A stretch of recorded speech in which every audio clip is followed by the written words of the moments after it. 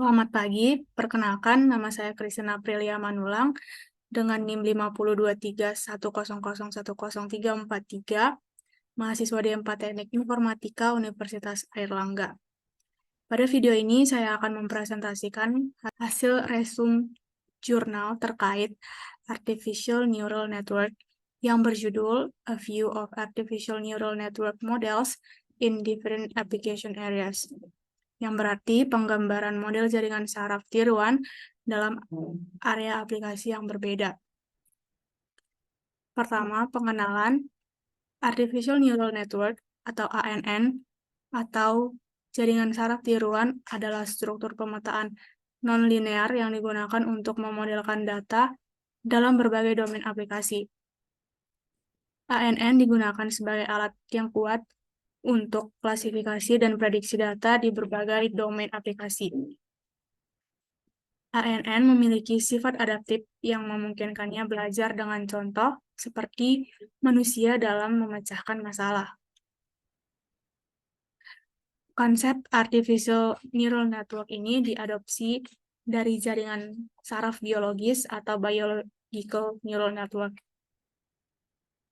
yaitu otak manusia yang terdiri dari jutaan neuron yang melakukan suatu tugas ketika ada rangsangan, kemudian menghasilkan output ke neuron lain melalui koneksi sinapsis.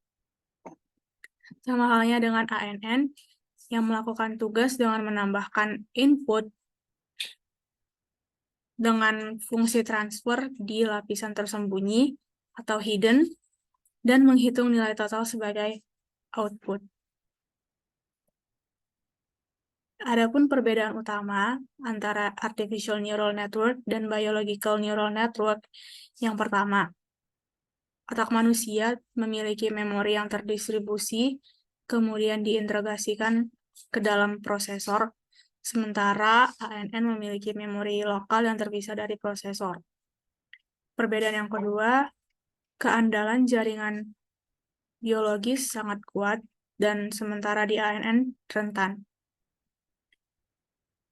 Yang ketiga, ANN memiliki beberapa jenis unit pemrosesan berkecepatan tinggi, sedangkan Biological Neural Network memiliki neuron biologis yang sederhana dan lebih dari 100 jenis neuron biologis tersebut berkecepatan rendah.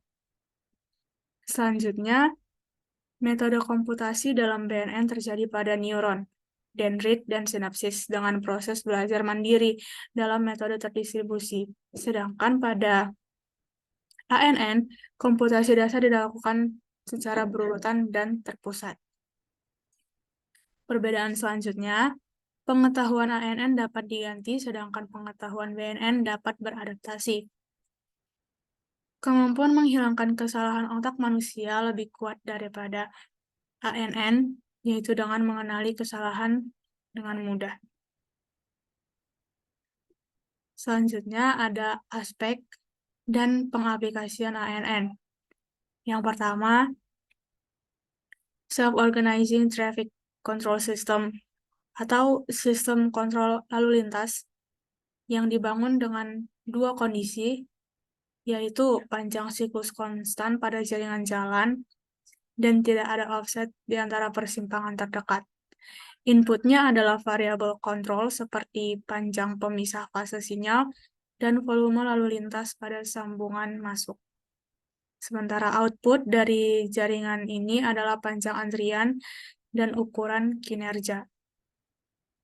Dalam proses training, yaitu mengubah bobot sinapsis, dan hasil yang ditargetkan dapat tercapai. Yang selanjutnya adalah thromboembolic stroke prediction. Melalui ANN,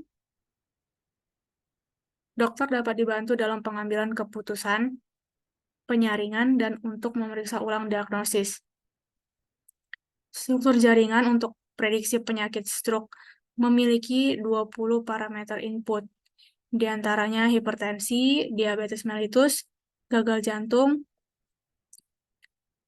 merokok, kolesterol darah tinggi, penyalahgunaan alkohol, pusing, sakit kepala, vertigo terisolasi, dan lain-lain. Arsitektur jaringan ini memiliki 20 noda input, 10 hidden node, dan 10 node output. Berikut adalah arsitektur ANN untuk prediksi penyakit stroke. Aspek dan aplikasi ANN yang lainnya yaitu prediksi kecepatan gelombang geser. ANN dapat memprediksi kecepatan gelombang geser dari porositas bantuan karbonat, densitas, dan kecepatan gelombang tekan. Selanjutnya ada diagnosis kanker paru-paru. Peran ANN dalam diagnosis praklinis dan pasca klinis yaitu dengan tingkat presisi yang tinggi yang mendukung para dokter untuk mendeteksi kanker pada tahap awal. Selanjutnya ada prediksi curah hujan. Input untuk model ANN ini adalah variabel meteorologi yang meliputi curah hujan, pencairan salju, dan penguapan, serta suhu. Yang berikutnya ada data mining, yaitu proses mengekstraksi data dari basis data yang lebih besar. Data mining dapat memperkirakan tren yang akan datang dan mendukung pengambilan keputusan. Selanjutnya ada image processing, yaitu pemrosesan gambar. Langkah yang paling penting adalah pre-processing yang dapat dikategorikan ke dalam konstruksi, restorasi, dan peningkatan gambar. Selanjutnya ada diagnosis medis. ANN dapat digunakan sebagai alat pengklasifikasi dan diagnosis dalam aplikasi medis karena teknik komputasinya yang cepat, yaitu dengan mengidentifikasi gejala, mengenali penyakit, dan memberikan saran untuk pertolongan pertama. Kesimpulannya adalah artikel ini membahas konsep dasar artificial neural network, persamaan, dan perbedaannya dengan jaringan saraf biologis atau biological neural network. Artikel ini juga mengungkapkan kesesuaian dan penerapan ANN dalam berbagai bidang. Jaringan saraf tiruan dimaksudkan untuk menjadi alat yang ampuh dalam meningkatkan keadaan aplikasi kecerdasan buatan. Artikel ini juga menjelaskan algoritma pelatihan dan struktur jaringan untuk berbagai aplikasi jaringan saraf tiruan. Sekian presentasi dari saya. Terima kasih.